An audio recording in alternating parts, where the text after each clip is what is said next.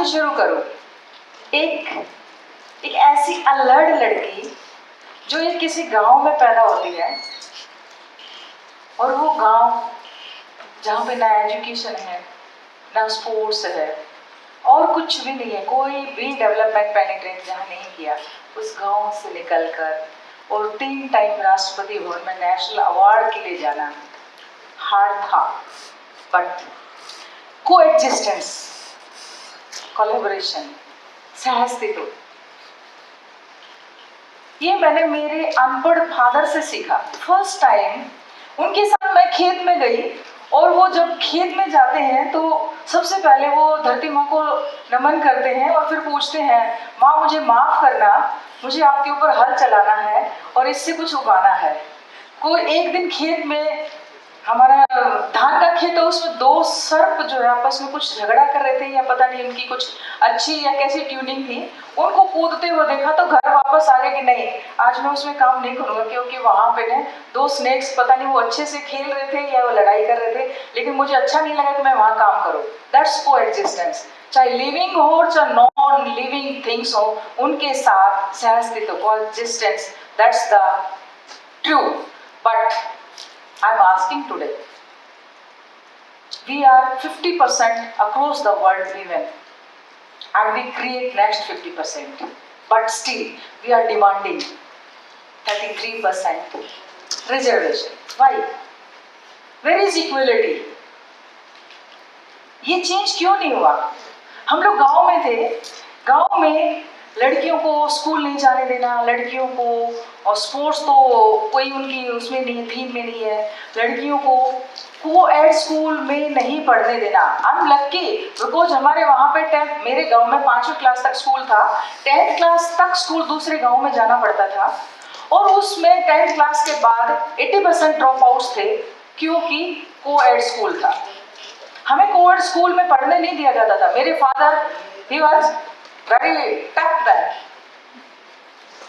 क्योंकि उन्होंने मेरे रास्ते के बहुत सारे बैरियर्स पार किए, जितने कांटे कंकर थे वो उखाड़ कर फेंके, और वो मुझे, जैसे उन्होंने फौजी के तौर पे मुझे वो रंगरूट कहते थे। दोनों हमारी बेटियों का नाम भी उन्होंने बॉयज की तरह रखा, सुनील और राजेश, तो उनके माइंड में बेटा बेटी का ये कोई फर्क नहीं था। उन्होंने मुझे बॉयज से, भाइयों से भी आगे रखा, और इवन मैंने एडमिशन लिया 12th को-एड स्कूल में, तो मेरा कजन ब्रदर है, he left out from school and he never pursued education. Such things were there. लेकिन उसके बावजूद जब ग्रेजुएशन के लिए बारी आती है, तो मेरे गांव के पास में झज्जर एक छोटा सा शहर पड़ता, जहाँ पे गर्ल्स कॉलेज था। अगर गर्ल्स कॉलेज नहीं होता तो मैं ग्रेजुएट नहीं होती, and I was the first graduate of my village. उस गांव में एजुकेशन नहीं थी, स्पोर्ट्स नहीं था। स्पोर्ट्स के लिए हम लोग क्या करते थे, ट्रैक सूट पहन के सिटी में जाते थे, और मिट्टी का गेम, और वहाँ कोई बाथरूम्स नहीं, पानी नहीं, उसी मिट्टी से लथपथ होके कपड़े झाड़ के ऊपर सूट सलवार पहन के आना, क्योंकि ट्रैक सूट तो अलाउ नहीं है। वही सूट सलवार पहन के फिर वापस गांव में आते थे, सिर पे पूरा चुन्नी ढांप के, तो किसी को मालूम नहीं था कि हम स्पोर्ट्स करते हैं। और लकीली 2010 में एशियन गेम्स में जब हमारा गोल्ड आया, और टीवी चैनल्स, केवल गांव में दूरदर्शन होता था, तो टीवी चैनल्स पे जब देखा तो उन्होंने सोचा, अरे ये तो हमारे पड़ोस की लड़की है, ये तो अतरे की छोरी है। वो उनके माइंड में गया कि वहां पे काफी तारीफ हो रही है, मेडल मिला है, चारों तरफ से कॉन्ग्रेचुलेशंस मिल रहे हैं, तो वो गांव के लोग जिनके माइंड में कभी लड़की को बाहर स्पोर्ट्स में नहीं जाने देना था, वो सारे 200-300 ट्रैक्टर भर के एयरपोर्ट पे मुझे लेने पहुंच गए, और वो एयरपोर्ट से फूल मालाओं से ओपन जीप में फेलिस्टेशन करते हुए गांव से गुजरे, और मेरे गांव में एक बहुत बड़ा नागरिक अभिनंदन समारोह किया गया। ये उन सब के अंदर एक माइंडसेट बदला था, ये ट्रांसफॉर्मेशन था कि लड़की भी कुछ कर सकती है, व्हाई नॉट गर्ल। वो ट्रैक सूट की जो माइंड सेट था वो खत्म हो चुका था, और वो लड़कियों के लिए एक्सेप्टेंस है, वो वहां से आया कि लड़की भी कुछ कर सकती है, और लड़की को बाहर आने दो। और आज मैं जब उस गांव में जाती हूँ तो बहुत सारे लोग कहते हैं, मेरी बेटी इतनी बड़ी है, उसको कहाँ डालूं, कहाँ भेजूं। और अभी बीबीसी ने कुछ दिन पहले मेरे गांव में एक डॉक्यूमेंट्री बनाई, तो उसमें मैंने जब मेरा फंक्शन हुआ तो मैंने लड़कियों के लिए वहाँ फर्स्ट डिमांड की कि गर्ल्स के लिए यहाँ पे एकेडमी होना चाहिए। गवर्नमेंट से मैंने वहाँ पे एकेडमी शुरू करवाई। दूसरा, मैंने वहाँ पे स्टेडियम की भी डिमांड की कि जो टैलेंट है वो गाँव में भरा पड़ा है, स्पार्किंग है उनके अंदर, लेकिन फैसिलिटीज नहीं है, डेवलपमेंट वहाँ पेनिट्रेट नहीं हुआ है, तो उसकी मैंने डिमांड की, तो वो स्टेडियम भी आया। और उसी गांव में जब अभी बीबीसी ने वो बनाया तो वो देख रहे थे कि सारी जो माएँ हैं, अभी वो तो ओल्ड, उनका तो टाइम अलग है, वो पूरा घूंघट में बैठी अपनी बेटियों को देख रही है और उनकी बेटियां उनके सामने शॉर्ट्स में खेल रही हैं। ये ट्रांसफॉर्मेशन था, ये चेंज था वहाँ पे कि लड़कियों को आने दो।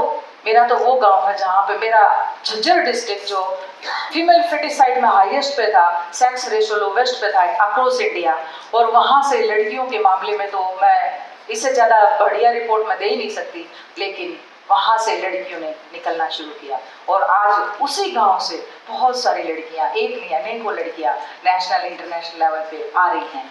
और उसी गांव में जब मैं आई थी, मेरा फेलिस्टेशन हुआ, तो गांव के 30-35 गांव के आसपास के गांव की पंचायतों ने मुझे वहां पर फेलिस्टेट किया, सम्मानित किया। वही गांव के बच्चे, जहां जिन जिन गांव के लोग आए थे, उन्होंने अपने अपने गांव में लड़कियों को स्टेडियम्स दिए, उनको खेलने की सुविधाएं दी, और वो आसपास के एरिया में बदलाव आया, ट्रांसफॉर्मेशन हुआ। तो ये बदलाव जो है वो कोई भी बच्ची या बच्चा उस एरिया में अगर कुछ डेवलप करना चाहता है, उस एरिया में कुछ भी बदलाव करना चाहता है, तो उसको खुद कुछ अचीवमेंट लाके देनी होती है, ताकि वो रोल मॉडल के रूप में उभरे और सबके ऊपर इंप्रेशन अच्छा जाए। वहाँ लोगों का माइंडसेट, हम कह देते हैं कि पंचायती एरिया, खाम पंचायत एरिया बहुत negative, no, they don't know बाहर क्या हो रहा है। उनका माइंडसेट तब बदलेगा जब डेवलपमेंट वहाँ पेनिट्रेट करेगा, और डेवलपमेंट वहाँ तक नहीं पहुँचा तो उनके माइंडसेट से हम क्या उम्मीद करेंगे। तो माइंडसेट तब बदलता है जब परिस्थितियाँ वहाँ चेंज होकर उनके सामने कुछ अच्छाई के तौर पर आती हैं। दूसरी चीज, मैं इंडियन टीम को कोचिंग कर रही हूँ लगातार 2005 से, और बहुत सारी बच्चियां जो गांव से निकल कर आती हैं और ऐसे एरिया से आते हैं कि उनके पास उनकी इकोनॉमिक कंडीशंस अच्छी नहीं होती हैं, उनके पास एजुकेशन सिस्टम नहीं होता। बहुत बच्चे ऐसे होते हैं, इवन उनको ओढ़ने पहनने रहन सहन का भी उनके अंदर एक भय होता है, कॉम्पिटिशन फियर तो होता ही होता है, उनके अंदर कैमरा फेस करने की भी पावर नहीं होती। इन 2010 मैं देख रही हूँ कि बहुत सारे लड़के हमारे सामने ऐसे थे जिनको कैमरा फर्स्ट टाइम फेस किया, और वो कैमरा फेस ना करने की सिचुएशन हमें भुगतनी पड़ती है कि उनके अंदर नर्वसनेस आ जाती है, साइकोलॉजिकल अंडर प्रेशर होते हैं, अंडर प्रेशर कभी भी 100% परफॉर्मेंस नहीं दे सकते।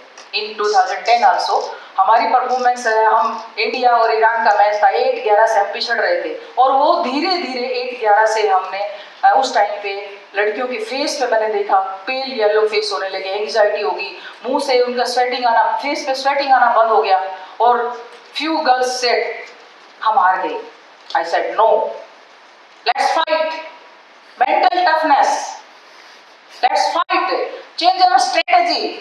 और हम अपने देश को हारते हुए नहीं देख सकते, और वहीं पे हमने स्ट्रेटेजी चेंज की, और चेंज करके वो 2-3 जो जिनके अंदर युवा जोश था उनको अंदर डाला, और हमने वो मैच 8-11 की बजाय 13-13 equal pay, 15-15 equal pay, 17-17 equal pay tie हो गया मैच, और लास्ट के 5 रेड पे हमने 22-23 से 1 स्कोर से हमने मैच जीता। और जिस देश का झंडा तभी फहराया जाता है जब गोल्ड मेडल जीता जाता है। तो मेंटल टफनेस है वो एक दिन में नहीं आती है।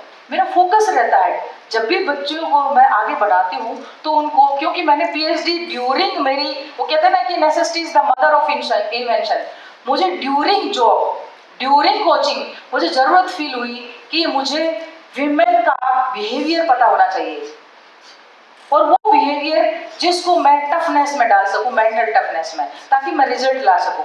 और वो मेंटल टफनेस के एक दिन में नहीं आते, ये ड्यूरिंग ट्रेनिंग एक इक्वल पैरेलल प्रोसेस होता है, जो डे बाय डे के एक्सरसाइज से, डे बाय डे की ट्रेनिंग से, और डे बाय डे की लाइफ स्किल से मेंटल टफनेस आती है। आज के हर युवा को मेंटल टफनेस की जरूरत है। हमारा एक IITian जिसने सब कुछ अचीव किया लेकिन उन्होंने लास्ट में सुसाइड किया, लाइफ स्किल्स हैं वो मेंटल टफनेस से नहीं गुजरती हैं, तो वो कहीं ना कहीं मार खा जाते हैं। इसलिए हमें मेंटली टफ होना बहुत जरूरी है, और उसी टफनेस का ही रिजल्ट है कि लगातार मेरी टीम ने इंटरनेशनल लेवल पे 8 गोल्ड मेडल जीते without losing a single match.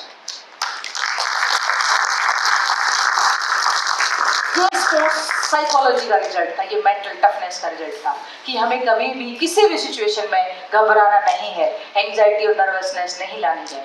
और ये एक दिन में नहीं आती कि मैं 2 दिन पेप टॉक्स करूं और आपके अंदर कोई ऐसी दवाई गुट्टी पिला दूं। नो, आपको पर डे आपके हर काम के साथ आपको लाइफ स्किल्स में जोड़ना है। एक चीज आप जरूर जोड़ के चलिए, यस आई कैन डू।